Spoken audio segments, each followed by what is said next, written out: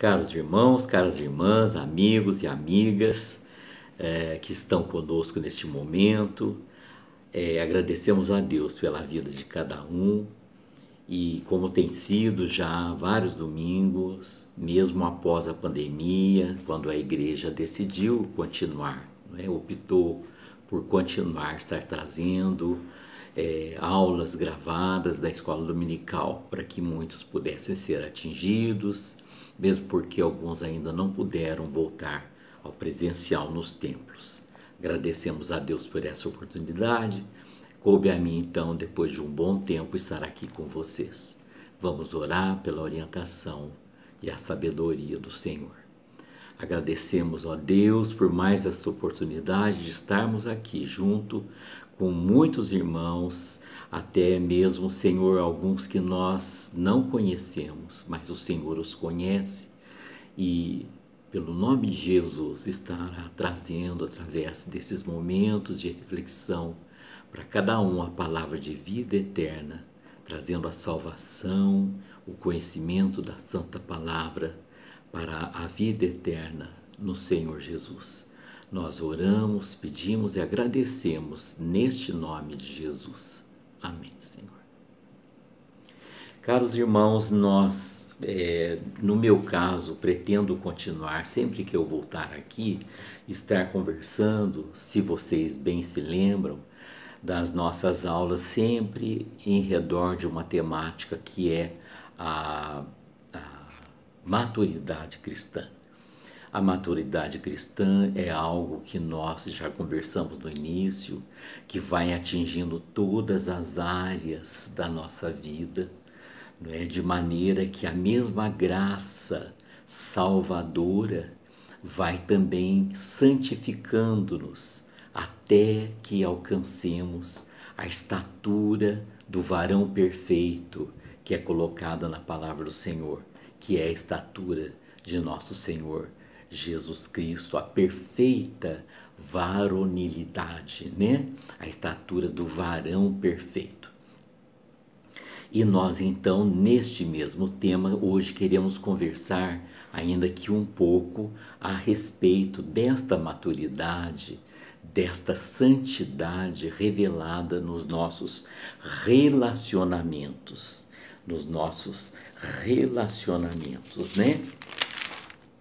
Eu fiz as minhas anotações para que a gente possa não se perder, porque o nosso tempo aqui na internet é precioso, né? E o tempo, de uma maneira geral, ele é precioso sempre, não é? A questão dos nossos relacionamentos interpessoais. E isso é muito importante, é tão importante que mais de uma vez, como nós podemos ler lá no texto de João, ele diz assim, ele nos afirma taxativamente, quem não ama a seu irmão, a quem vê não pode amar a Deus, a quem não vê, né? Então, espera-se que um crente, um homem, uma mulher, justas ou justificados pelo sangue de Jesus, não é? E que agora são alvo também da santificação que vem do Senhor pela obra do Santo Espírito em nós, que eles também se revelem santos nos seus relacionamentos. Eu diria nas amizades, na sua maneira de tratar as pessoas com as quais eles convivem, né? Ou melhor ainda, com as quais nós convivemos, não é? E nós então queremos estar no dia de hoje, né? Estar conversando a respeito da amizade, mas especialmente em tempos difíceis, em tempos em que há uma angústia, um sofrimento de alguém, do outro, mais especificamente, para sermos mais diretos, de um amigo nosso, de uma pessoa do nosso relacionamento. Quando nós as vemos, qual deve ser a atitude que Deus espera de nós, ou que se espera, ou que a sociedade espera de uma pessoa que se confessa salvo em Cristo Jesus, pela sua morte no Calvário, não é?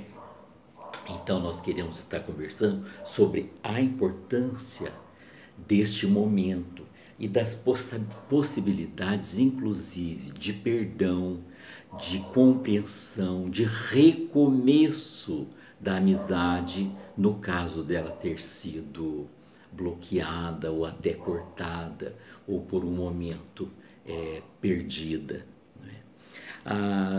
Nós poderíamos, inclusive, a princípio, mas depois nós podemos voltar mais tranquilamente, propor para vocês, para que durante o nosso pensamento, as nossas reflexões, vocês pudessem pensar, quem sabe, em duas listas. Uma lista seria de ações que colaboram para fortalecer uma amizade. Vocês têm certamente amigos, não é? E eu diria amigos mesmo, não companheiros de trabalho, que por um momento estão juntos, mas é um relacionamento mais ali, vamos dizer, social, profissional, melhor dizendo, né? Mas que vocês pensassem, e mesmo nesse caso mesmo, né? O que eu posso fazer para cultivar mais amizades, né? Por exemplo, no caso, como eu estava falando, muitas vezes no serviço a gente tem amizades que são mais profissionais, né? Elas se resumem àquele ambiente do trabalho.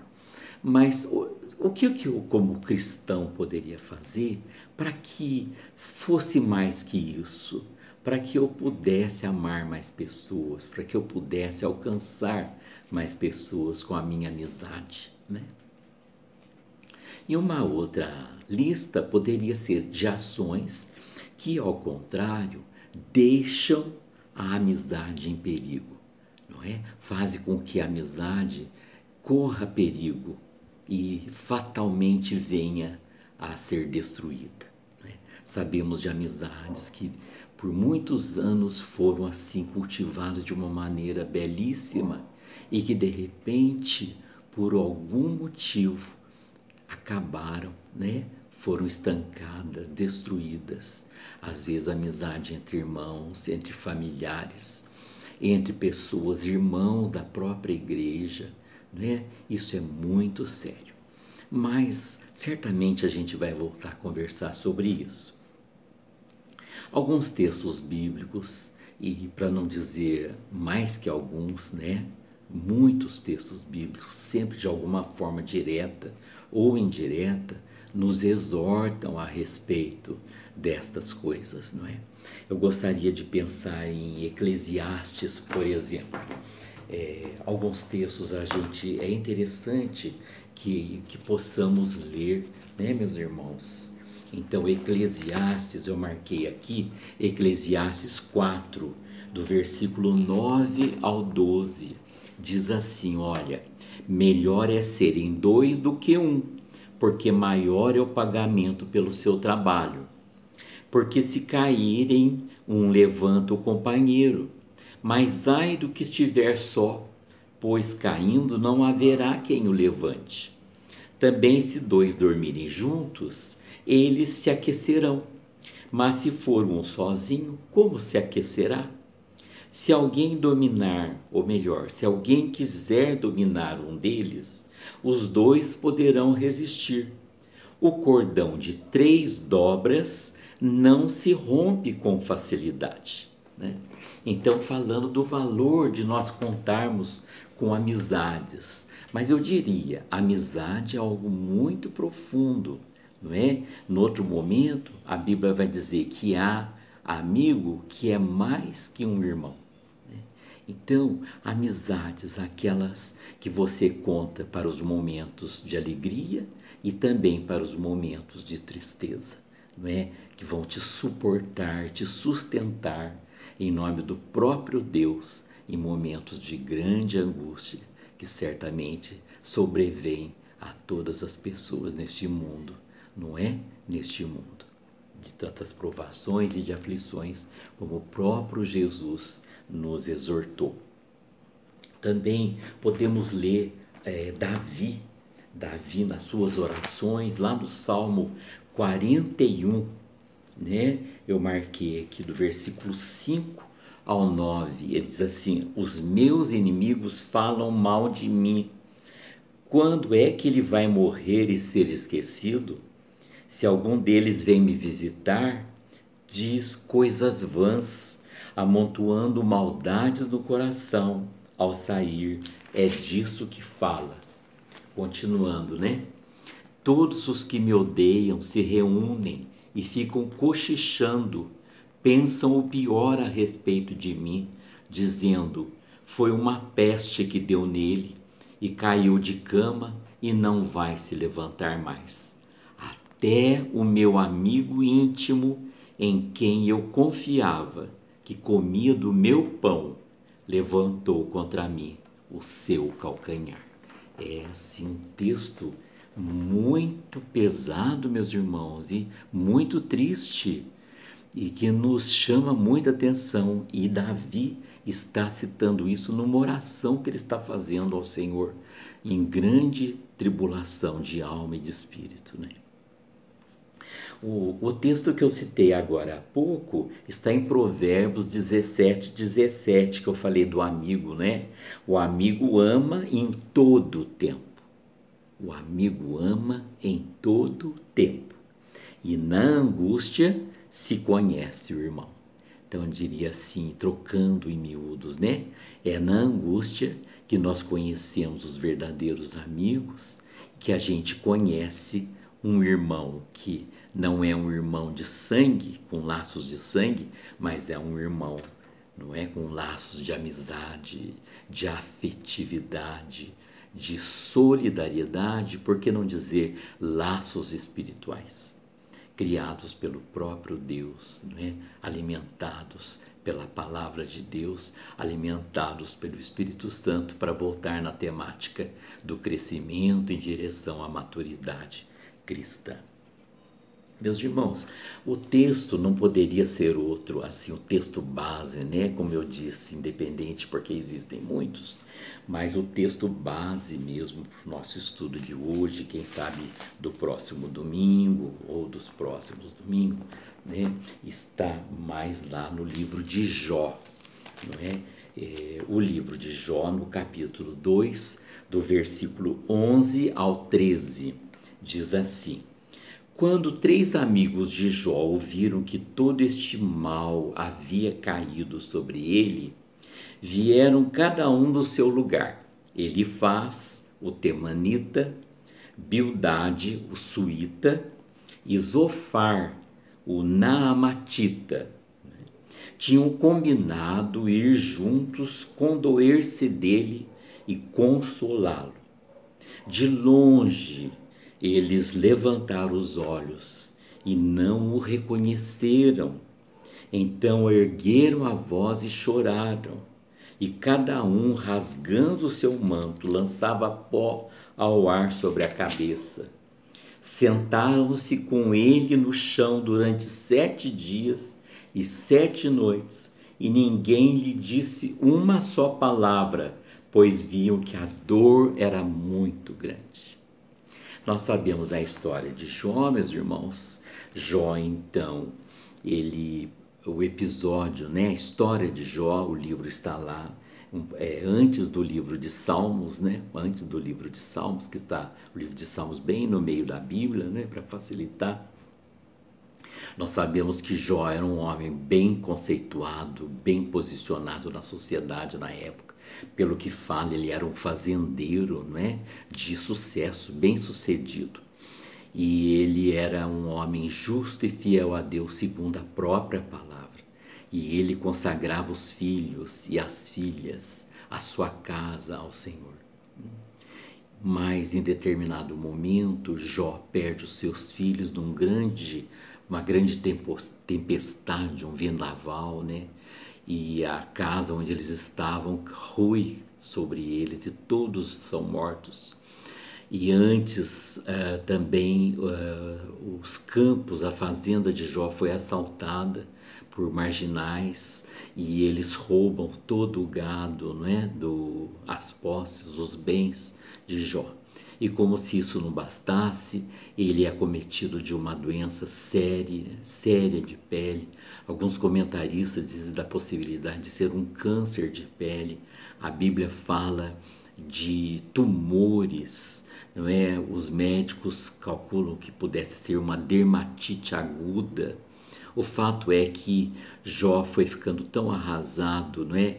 E nós vamos comentar a respeito disso, a respeito do estado espiritual, o estado físico, né, orgânico, o estado emocional e psicológico de Jó, não é? Mas ele não perde o seu foco em Deus. Ele conversa com Deus o tempo todo, ele questiona sim, mas ele questiona dentro do temor que ele tinha do Senhor, não é?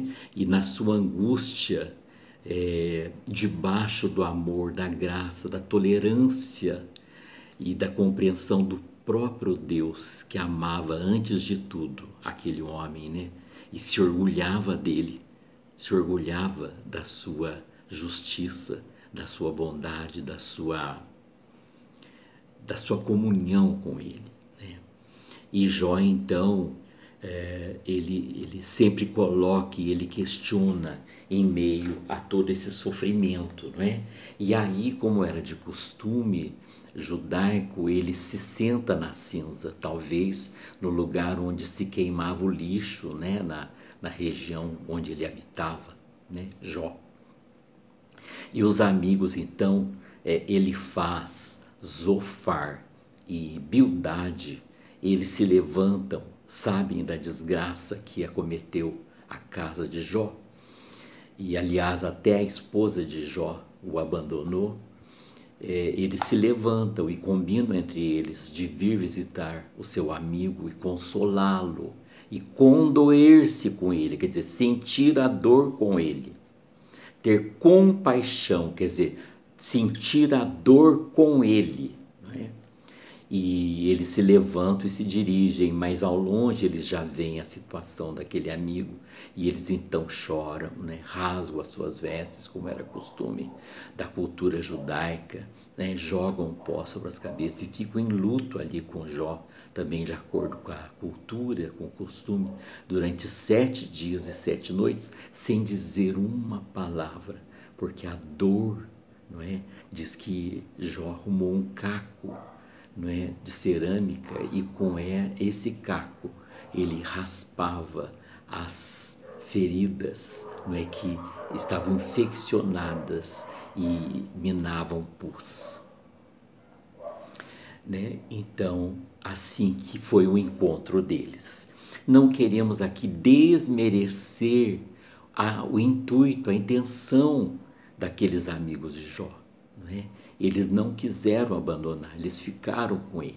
Mas qual foi o problema e qual é a questão? O que é que nós queremos equacionar aqui durante esses momentos de reflexão, não é? E quem sabe tendo que continuar numa próxima oportunidade.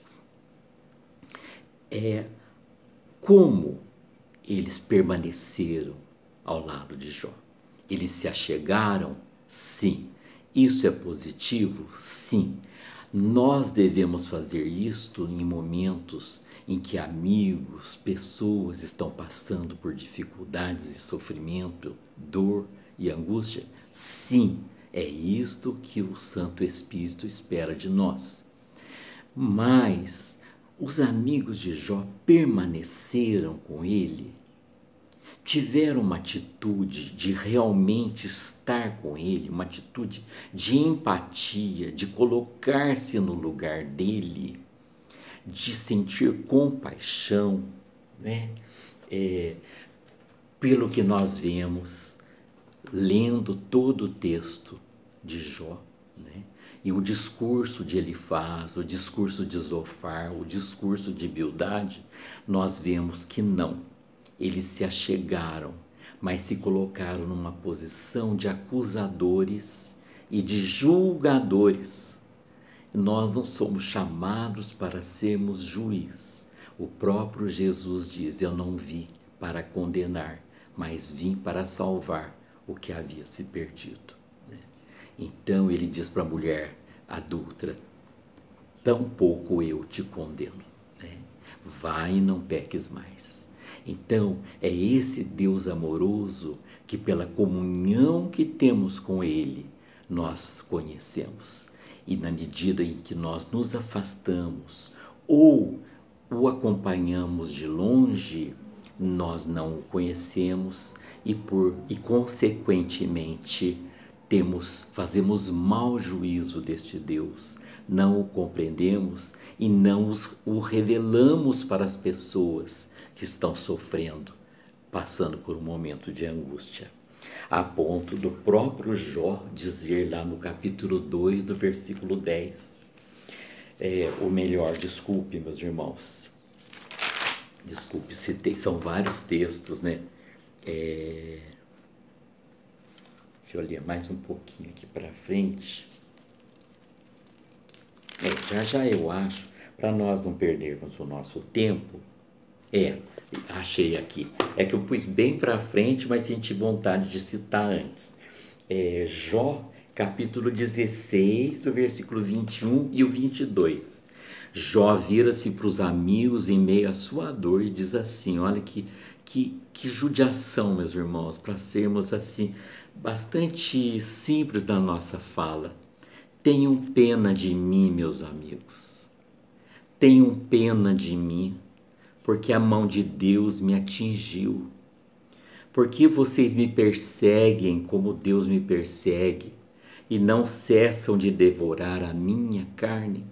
Eu diria a minha carne que já está apodrecida, a minha carne que já está doente, que está morrendo, se corrompendo dia a dia, cada momento.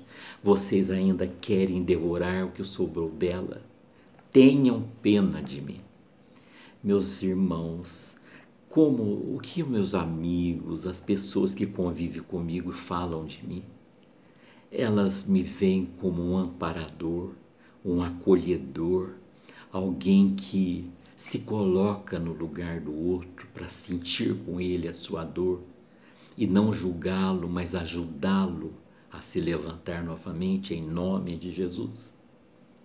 Quem sabe dizer coisas que são verdades, que ele precisa ouvir, mas no momento certo, as palavras certas, não naquele momento em que ele está sofrendo.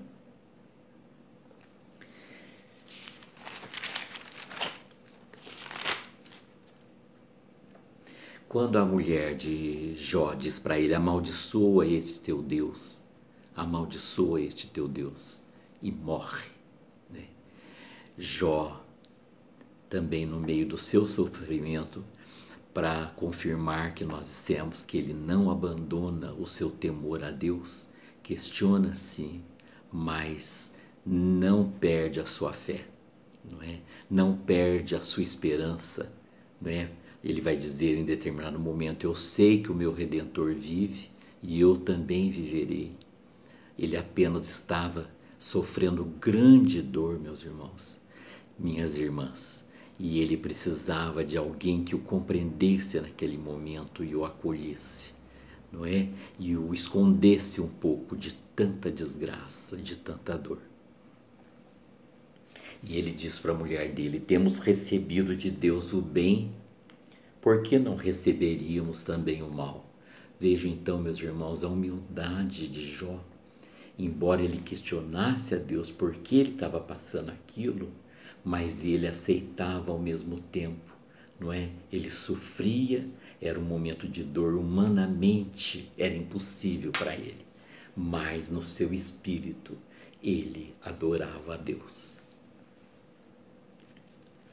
E ele fica tão angustiado, meus irmãos, e muitas vezes nós condenamos pessoas que são crentes, que são convertidas, que pertencem à igreja do Senhor.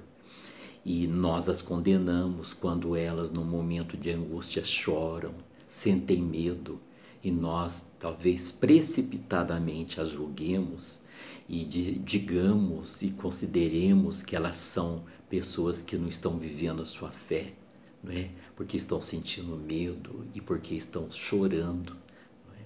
E nós não temos esse direito. Nós não temos esse direito, e é isso que acontece com Jó, não é? Nesse momento de grande tristeza de alma, né? E de vida. E os seus amigos se colocam sim ao lado dele, mas não com ele.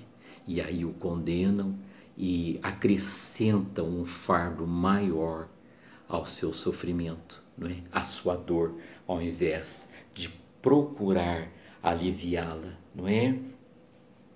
E Jó diz assim, olha meus irmãos, vejam Jó, né? Por que não morri ao nascer? Olha o sofrimento dele. Por que não expirei ao sair do ventre da minha mãe? Porque houve um colo que me acolhesse e seios para que eu mamasse? Isso está lá em Jó 3:11. Então, meus irmãos, vejam a grande dor do servo Jó no seu sofrimento, a ponto dele amaldiçoar o dia que nasceu. Mas o Senhor vai compreendê-lo e vai tratar com ele de uma maneira respeitosa, amorosa, não é?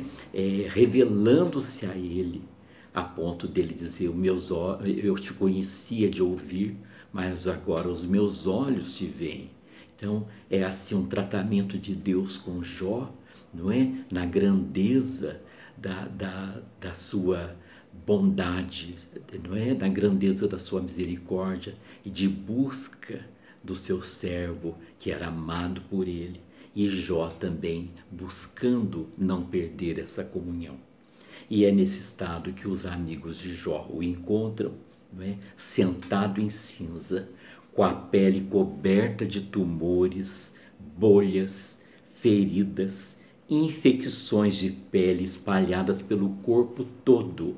Pode ver lá, né? Jó 2:8. Depois vários textos que nós podemos, inclusive, passar para vocês, que nos revelam essa situação que Jó estava. Vejam, o texto nos revela que ele emagreceu, que ele tinha febre, crises de depressão, meus irmãos. Vejam bem o que a Bíblia está dizendo: choro, insônia, pesadelos, mau hálito, falhas na visão e apodrecimento dos dentes. Olha que situação trágica que Jó estava. Leiam o livro de Jó que vocês vão descobrir todas essas informações, não é? As intenções dos amigos era de ajudá-lo, de achegar-se, mas eles, apesar de terem combinado de estar lá para consolá-lo, eles não conseguiram, não souberam permanecer com ele, permanecer junto dele, né? Eu diria que o momento que eles ficaram mais junto dele foi o momento em que eles permaneceram em silêncio, porque no momento que eles começaram a fazer uso da palavra, eles acrescentaram mais dor, mais angústia ao seu amigo Jó.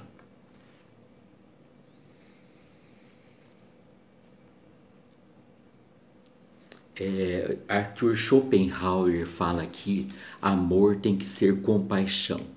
Amor sem compaixão é egoísmo. É sobre isso que nós queremos conversar hoje, meus irmãos. E nós vamos ter que já terminar para não nos alongarmos muito. Mas certamente a gente vai concluir essa lição numa próxima oportunidade. E acredito que no próximo domingo mesmo poderá ser assim. Mas os irmãos, os amigos, pensem a respeito, leiam o livro de Jó, busquem já a revelação que o Senhor pode estar dando e está nos dando na leitura da sua palavra, não é? E compreendam o objetivo, a revelação que nós temos aqui, que Deus espera que nós sejamos junto das pessoas com compaixão. A Bíblia diz que Jesus olhou a multidão e compadeceu-se dela, porque eles eram como ovelhas sem pastor. Nós temos um Deus compassivo, que se compadece das nossas misérias. E é assim que Ele espera que os crentes maduros, que crentes que se dizem salvos, saibam manter as suas relações interpessoais, não é? Buscando essas atitudes, desenvolver, exercitar essas atitudes de compaixão pela graça e pela ação do Espírito Santo. E assim nós estaremos mais uma vez trabalhando a questão da maturidade cristã em direção ao crescimento da espiritualidade até que nós possamos atingir a estatura do varão perfeito. Meus irmãos, no próximo encontro nosso, nós vamos continuar conversando a respeito desta temática, não é? E agora entrando mesmo nas palavras que ele faz, Zofar e Bildade trouxeram para os ouvidos de Jó e que não conseguiram consolá-lo, mas ao contrário, trouxeram mais amargor, mais sofrimento, mais medo, mais desespero, entre aspas, não é? Para aquela pessoa que estava praticamente morrendo. E aí nós queremos conversar sempre assim, fazendo o contraponto, não é? Do que é a postura de uma amizade aos olhos de Deus, o Criador, o Deus que é amor, é misericórdia, que é revelado em nosso Senhor Jesus e que nos deu o Espírito Santo para que estivesse conosco, inclusive intercedendo por nós, com gemidos inexprimíveis, que nós possamos da mesma forma estarmos intercedendo pelos nossos amigos, pelas pessoas, ouvindo, tendo ouvidos, tendo compaixão daqueles que convivem conosco e daqueles que Deus coloca nos nossos caminhos no dia a dia, no nosso convívio na sociedade. Que Deus nos abençoe. No próximo domingo, se Deus quiser, estaremos aqui. Um grande abraço a todos.